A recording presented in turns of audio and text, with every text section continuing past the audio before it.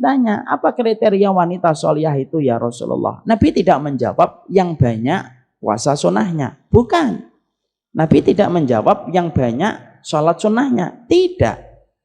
Nabi tidak menjawab yang banyak sedekahnya. Tidak. Tapi Nabi menjawabnya apa? Kriteria wanita solihah itu Nabi menjawab, kalau kamu memandangnya, maka wajahnya itu menyenangkan. Masya Allah ya. Kesolihan ternyata ukurannya kepada wajah, bukan kepada ruku, bukan kepada sujud, bukan kepada kosongnya lambung, bukan kepada perut, bukan kepada sholat tahajud. Tapi pertama kali yang disebutkan Nabi, ketika Nabi itu menyebutkan kriteria wanita solihah itu dikembalikan kepada wajah. Berarti apa? Berarti disitulah kita paham medan jihadnya wanita itu ketika dengan seluruh fisiknya, bagaimana dia mendapatkan keridhaan dari suaminya. Makanya Masya Allah, ini renungan saja. Makanya kalau ada seorang wanita kok banyak banget permasalahannya, maka simpel. Perhatikan bagaimana hubungan dia dengan suaminya. Kalau laki-laki Bu, kok banyak masalah hidupnya. Kalau ada laki-laki kok banyak masalah hidupnya, tanya saja. Bagaimana hubungan dia dengan suaminya, hubungan dia dengan orang tuanya. Kalau ada suami kita ngomong, masalah di kantor ini tidak selesai-selesai, tanya sama suaminya, kapan kamu terakhir nelpon ibu? Bagaimana posisimu di hati ibumu? Bagaimana posisimu di hati bapakmu? Karena rapinya hubungan kamu dengan orang tuamu itu menjadikan hidupmu pun akan dirapikan oleh Allah. Itu laki-laki. Kalau perempuan, kalau kemudian dia banyak masalah dalam hidupnya, para ulama menyampaikan, kalau perempuan itu banyak masalah dalam hidupnya, simpel. Perhatikan bagaimana dia dalam posisi hati suaminya. Kalau dia mendapatkan hati suaminya betul-betul ridho kepadanya, rapi hubungan dia dengan pintu surganya, rapi kualitas hidupnya di dunia Bu. Wong pintu surga aja sudah diperbaiki sama Allah kok. Ibu kalau sudah memperbaiki pintu tengahnya surga yaitu bersama suami, dunia ini diselesaikan sama Allah. Kenapa? Surga yang tinggi aja sudah selesai, apalagi cuma urusan dunia. Tapi kalau ibu sama pintu surganya tidak selesai, tidak rapi, gimana kehidupan dunia itu akan rapi? Wah, akhiratnya aja belum tentu rapi. Makanya saya pernah mendengar ada seorang syekh nanya kepada seorang, ditanya oleh seorang penanya, oleh koresponden, Syekh, anak punya 2 anak, yang satu anak saya susah, dan betul-betul saya ketika mendidiknya sulit banget.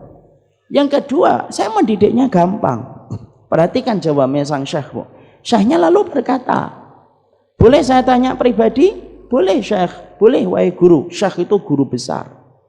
Boleh wahai guru besar kami. Bagaimana kondisi kamu dengan suamimu ketika kamu baru memiliki anak yang pertama? Jujur.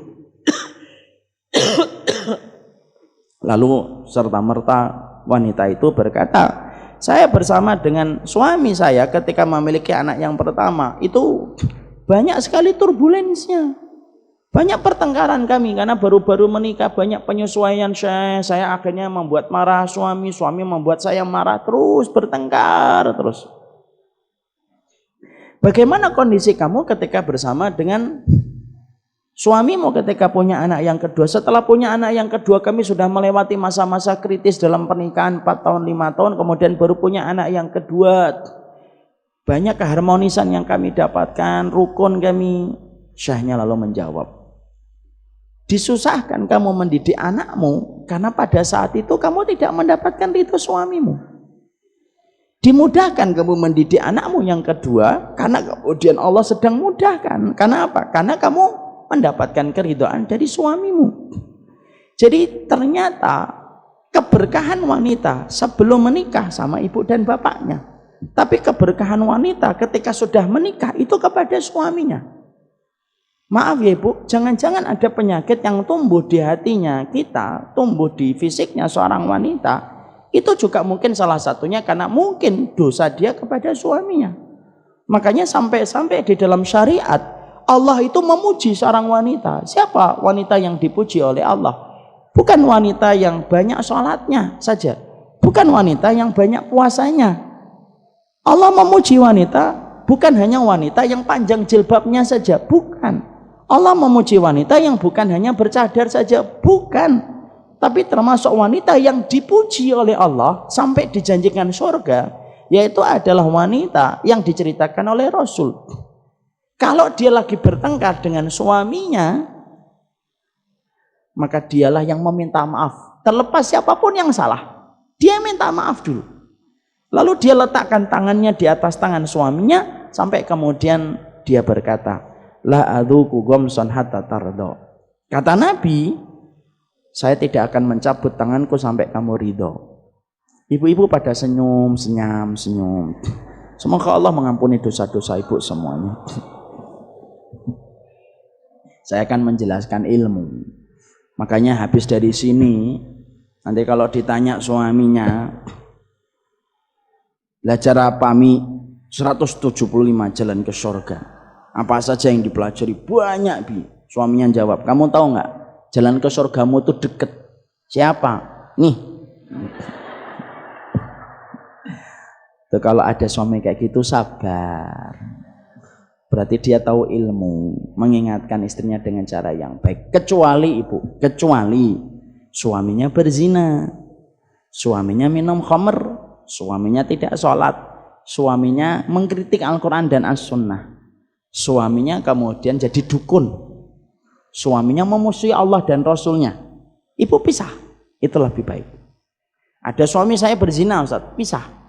Terlebih kalau suaminya tidak ada komitmen untuk bertobat. Kalau ada komitmen bertobat, ibu disuruh, diberikan pilihan oleh Allah. Satu, untuk bersabar menemani perjalanan tobatnya suami, itu lebih baik. Dua, memilih pisah, dan itu tidak disalahkan dalam syariat. Minum khamr, membunuh, memberikan makanan haram untuk ibu dan tidak pernah berhenti untuk memberikan makanan haram untuk ibu. Kalau semua dosa-dosa besar itu dilakukan, ibu diberikan pilihan oleh syariat, neruskan atau berhenti. Kalau kesalahannya, kekurangannya cuma masalah kurang ngobrol, di rumah sering main handphone, kalau nutup kamar mandi lupa, kalau ada kecoa ndak mau ngejer, itu sabarnya perempuan dan ujiannya di situ.